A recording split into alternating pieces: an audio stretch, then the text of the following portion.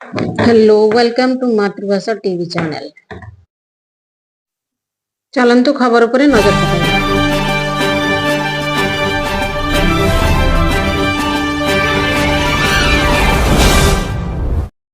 दर्शक बंधु वीडियोटी को लाइक करंतु, शेयर करंतु। जदि आपण माने आम चैनल को नुआ करी देखुथिबे तेबे सब्सक्राइब करी पाखरे थिबा बेल आइकन को प्रेस करी ऑल ऊपर क्लिक करिया जमा भी भूलबेनी। आसुची बड़ लघुचाप वर्षा आरंभ ही सृष्टि होई पारे लघुचाप। दक्षिण पश्चिम बंगोपसागर लघुचाप संभावना रही।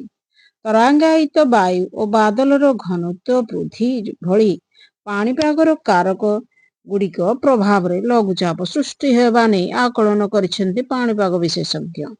ଲଘୁଚାପ ପ୍ରଭାବରେ ରାଜ୍ୟର କିଛି ଅଞ୍ଚଳରେ ହାଲୁକାରୁ ମଧ୍ୟମ ଧରଣର ବର୍ଷା ହୁଏ। ଏକ ସପ୍ତାହ ଧରି ହାଡ଼ଭଙ୍ଗା ଶୀତ ଅନୁଭବ ହେବ।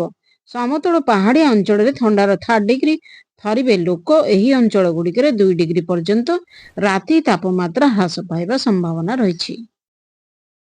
चैनल टी सब्सक्राइब करी पाखरे तो बेल आइकन को दबाई ऑल ऊपर क्लिक करिया जमा भी भूलबेनी। जदि आपण ऑल ऊपर क्लिक करंती ताहले आपण चैनल माध्यम सठिक सूचना पाई परिबे। चलंतु डेरी न करी खबर गत दिने समस्ते बनभोजी करिया को जाइथांती। स्कूल कॉलेज ऑफिस इत्यादि मानकर लोक माने मजा नहीं थांती। शीत दिने फीस्ट करिवा पई बनभोजी करिवा पई कौनसी ना कौनसी स्थान को जाई से माने बनभोजी रो मजा नहीं थांती।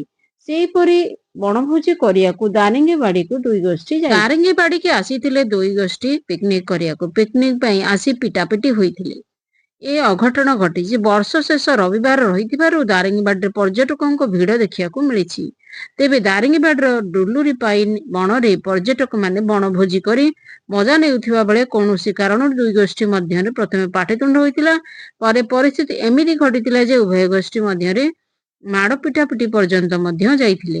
रोषेईर व्यवहार चटु बेला सह विभिन्न सामग्रीर माड़ होइथिला।